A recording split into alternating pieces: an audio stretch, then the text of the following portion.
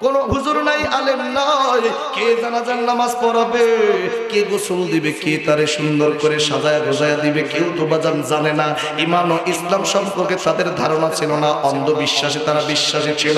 এ মুসলমান বাবাজি, এইবার তার বন্ধু রে লাশটা নিয়ে অনেকক্ষণ বসে আছে, কি করবে কারো মাথায় কোনো বুদ্ধি আসতেছে না। এমন সময় একজন ডাক দিয়ে বলে, ভাইরা রে, আমার মাথায় একটা বুদ্ধি আসছে, তোমরা যদি শুনতে চাও আমি বলতে চাই। কি বুদ্ধি আসছে?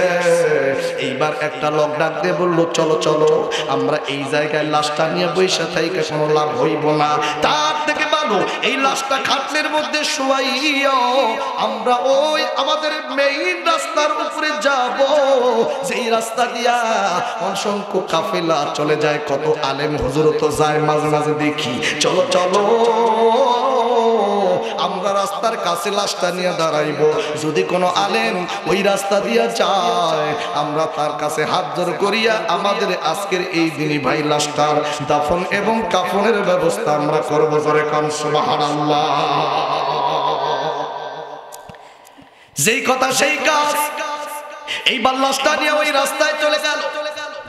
এ বন্ধুরে, ভোরের দিকে মারা গেছে, সারাদিন থাকলো কিন্তু বাজান কেউ আসলো না, কোনো আলেম আসলো না, হুজুর আসলো না। এরপরে বন্ধুরে আমার মুসলমান ভাইরা একটু গভীর মনোযোগ দেন। এরপরে সারা রাত থাকলো, তারপরও আসলো না। মানুষগুলোর অন্তরটা টেনশনের মধ্যে ভরে গেল, খাওয়া নাই, গোসল নাই, ঘুম নাই। মানুষটারে দাফন কাফন না করায় অত বাড়িতে যাইতে পারছি না। তিনি একজন প্রতিবেশী ভাই, জানাজা ছাড়া তো তাকে মাটির নিচে রাখা যাবে না। মুসলমান বাবাজি, এক পর্যায়ে সকাল পরে দিন সকাল বেলা ফজরের পরে ফটফটা কেবল হইতেছে, এমন সময় নজর করে দেখে একটা দূর থেকে কাফেলা আসতেছে। এই কাফেলার সামনে দিকে দেখা যায় সাদা জুব্বা, সাদা একটা পাগড়িওয়ালা। সবাই চিন্তা করলো এটা নিশ্চয়ই আলেম হবে। কাছে আসার পরে ডাক দিয়ে বললো, ভাই এই কাণ্ড একটু মেহেরবানি করে আল্লাহর হস্তে আপনি যদি একটু দাফন কাফন করে দিতেন আমরা খুশি হইতাম। হুজুর ডাক দিয়ে বলে, আমি জরুরি কাজে যাচ্ছি, জরুরি একটা কাগজ নিয়ে যাচ্ছি, আমার একটা জরুরি কাজ আছে, দেরি করলে আমার কাফেলার ভাইরা তো চলে যাবে। হাত জোর করে সবাই বলে, হুজুর আজকে যদি আমাদের এলাকায় একটা যদি ভালো একটা আলেম থাকতো তাইলে আপনার কাছে এইভাবে বলতাম না, হুজুর আপনি আল্লাহর হস্তে মেহেরবানি করে বিপদ থেকে উদ্ধার করেন। এইবার হুজুর চিন্তা করলো, ঠিকই তো, যদি বিপদ থেকে উদ্ধার না করি লাশটা তো পৌঁছে যাবে। এরপরে বন্ধুরে সুন্দর করে গোসল টোসল দিয়া কাপড় পরাইয়া এবার জানাজার নামাজের জন্য রেডি হইয়া হুজুর এবার জানাজার নামাজ পড়াইয়া কবরের মধ্যে হুজুর নিচে নামিয়া এইবার লাশটা নিজের হাত দিয়া কবরের মধ্যে নামাইলো। কবরের মধ্যে নামানোর পরে এইবার সুন্দর করে বাঁশ দিয়া, জার দিয়া, চাটাই দিয়া, মাটি দিয়ে সুন্দর করে কবরটা সাইজ কইরা হুজুর এবার বিদায় নিয়া সবার কাছ থেকে বিদায় নিয়া এবার চলে যাচ্ছে। আমি চলে যাচ্ছি, আর দেখা হবে হয়তো আরেকদিন, কোথাও কোনোদিন দেখা হবে, আমি চলে যাচ্ছি। সালাম কালাম বিদায় নিয়া হুজুর রওনা দিল। আর সমস্ত লোকেরা 2টা দিন হইয়া যায়, খাওয়া নাই, ঘুম নাই, গোসল নাই, একটা ক্লান্ত দেহ নিয়া যার যার মতো সবাই বাড়িতে চলে গেল। এই মুসলমান ভাইরা এইভাবে 1 থেকে 2 ঘন্টা সময় পার হয়ে গেছে। কেবল মানুষ বাড়িতে যায় গোসল কইরা খাবার কেবল সাইরা কেবল বিশ্রাম নিতে যাইব, হঠাৎ করে কবরের আশপাশে ওই যে আলেম 2 ঘন্টা পূর্বে বিদায় নিয়ে চলে গেছে। হঠাৎ করে একজন লোক, এলাকার একজন লোক ওই আলেমকে কবরের পাশে ঘুর ঘুর ঘুর ঘুর করতে দেখে। কাছে গিয়ে সালাম দিয়ে বলে, হুজুর আপনার না খুব তাড়া, আপনি চলে গেলেন বিদায় নিয়া, কিন্তু 2 ঘন্টা পূর্বে বিদায় নিলেন, এখনো আপনি যান নাই, ব্যাপার কি আর করতেছেন, এইভাবে কোনো সমস্যা কি? হুজুর হুজুরি বাদ দিয়ে বললো, আরে আল্লাহর বান্দা,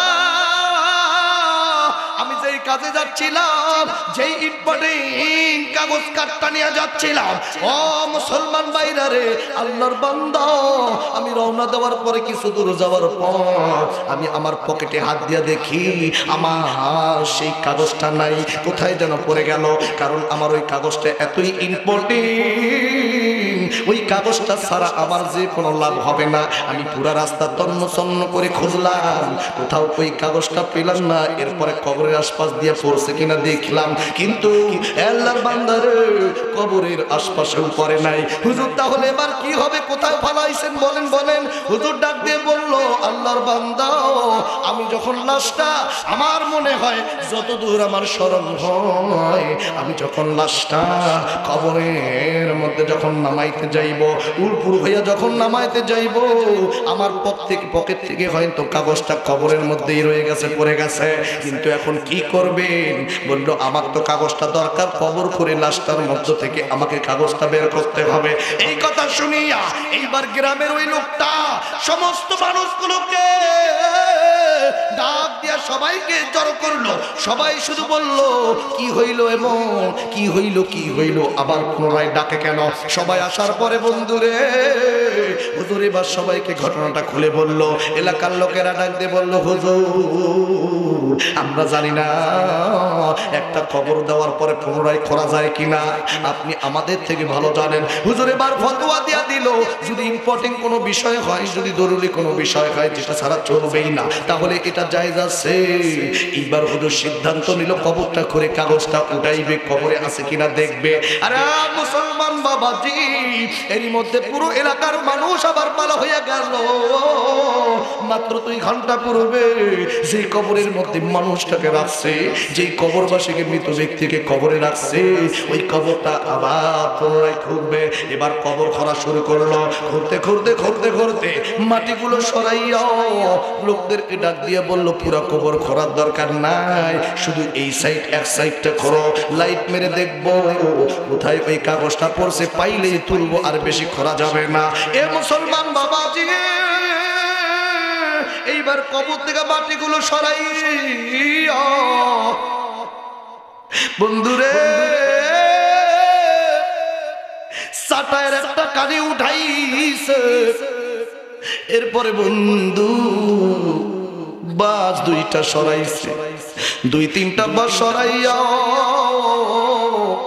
আল্লাহু আকবার, আল্লাহু আকবার, কি করুণ দৃশ্য। বাস 2-3টা সরাইছে। হুজুর লাইট মাইরে ভেতরে দেখে কাগজটা কবরের মধ্যে পইরা রইছে। কাগজটা উড়াইলো,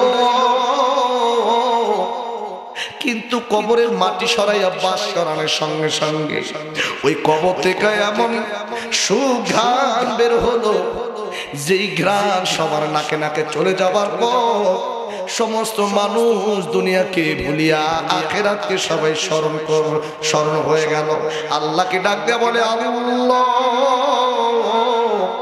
এত সুন্দর সুঘ্রাণ, জান্নাতি সুঘ্রাণ আমরা আমাদের জীবনে কোনোদিন আমরা শুনি না। হুজুর তাড়াতাড়ি কবরটা ঢাকা দিল, আর ডাক দিয়ে বলল, লোকেরা রে, এই কবরের ওয়ারিসকে আমার একটু তার কাছে নিয়ে যাও। হুজুর এই যে আপনার কাগজ, আপনার জরুরি কাজ। হুজুর ডাক দিয়ে বলল, না না, জরুরি কাজের থেকেও আমি একটা জরুরি বিষয় পাওয়া গেছি, আমাকে দেখতে হবে এটা কার কবর। এবারে নিয়ে গেল তার পরিবারের মেয়েটার কাছে। যাওয়ার পরে বললাম, মা রে, তোমাকে একটা প্রশ্ন করব, তুমি সত্য করে বলবা গো মা। ও মা, বলো তো দেখি গো মা, তোমার বাবা দুনিয়া থেকে বিদায় নিয়েছে, কিন্তু নেওয়ার পূর্বে দুনিয়াতে জীবিত থাকা অবস্থায় তোমার বাবা এমন কি আমল করেছে গো, এমন কি আমল তোমার বাবার মধ্যে ছিল, যে আমলের কারণে নিজ হাতে যে লাশটা 2 ঘন্টা পূর্বে আমি নিজেই কবরে রাখছি, মাত্র 2 ঘন্টার ব্যবধানে তোমার বাবার কবরটা আল্লাহ জান্নাতি বানাইয়া জান্নাতি ঘ্রাণ কবরে ছড়াইয়া দিছে। চিৎকার মেরে বলেন সুবহানাল্লাহ। এ মুসলমান ভাইরা রে, খুব সহজ একটা আমল বলবো মুসলমান ভাইরা রে, আমরাও তো চাই আমরা যেদিন কবরে চলে যাব আমাদের কবরটাও আল্লাহ পাক যেন জান্নাতি সুঘ্রাণ দিয়ে ভরায় দিকে, এটা চাই কি চাই না? একটু আওয়াজ করে বলেন না বাজান, চাই কি চাই না? বন্ধুরে, পয়গম্বর যখন কবরের পাশ দিয়া যায় অসংখ্য কবর দেখে জাহান্নামের আগুন জ্বলে, আবার অসংখ্য কবর দেখে জান্নাতের নাজ নিয়ামত পায়। এ মুসলমান বাবাজি, আমরা আমাদের জীবনে কত গুনাহ করছি গো, কত পাপ করছি। যদি মারা যায় কবরে চলে যাওয়ার পরে কেউ আমাদের পাশে আসবে না, কেউ আমাদেরকে সাহায্য করবে না, কেউ কবরে আধার কবরে বাতি নিয়ে আসবে না, নিজের হিসাব নিজেকেই দিতে হবে। বন্ধুরে, একটা গরিব কৃষক মানুষ তার কবরটা যদি জান্নাতি বানাইতে পারে, তুমি আমি কেন পারবো না? কেন আমরা জান্নাতের অধিবাসী হইতে পারবো না? কেন আমরা নামাজ পড়বো না, ঈমান আমল ঠিক করবো না? ও বন্ধু, কখন জানি আজরাইল চলে আসে, কখন জানি আমাদেরকে ধরে নিয়ে যায়। হতে পারে বন্ধুরে আজকের এই মাহফিলটা তোমার আমার জীবনের শেষ মাহফিল হতে পারে কি পারে না? আরে বাজারা একটু জোরে বলেন, পারে কি পারে না? হতে পারে আজকের মাহফিলটা আমাদের জীবনের শেষ মাহফিল। আগামীকাল ফজরের সূর্য আমরা দেখতে পারবো কিনা জানি না। এ মুসলমান বাবাজি, দিলটা একটু নরম করে দিয়া ভাবো না, কার জন্য জানি জঙ্গলের পাশ রেডি হয়ে গেছে, কার জন্য জানি বন্ধু মসজিদের খাটলিটা রেডি হয়ে গেছে, কার জন্য জানি দোকানে সাদা মার্কিন কাপড় রেডি হয়েছে, কার জন্য জানি মসজিদের খাটলিটা কার দুয়ারে যায় আমরা কেউ জানি না।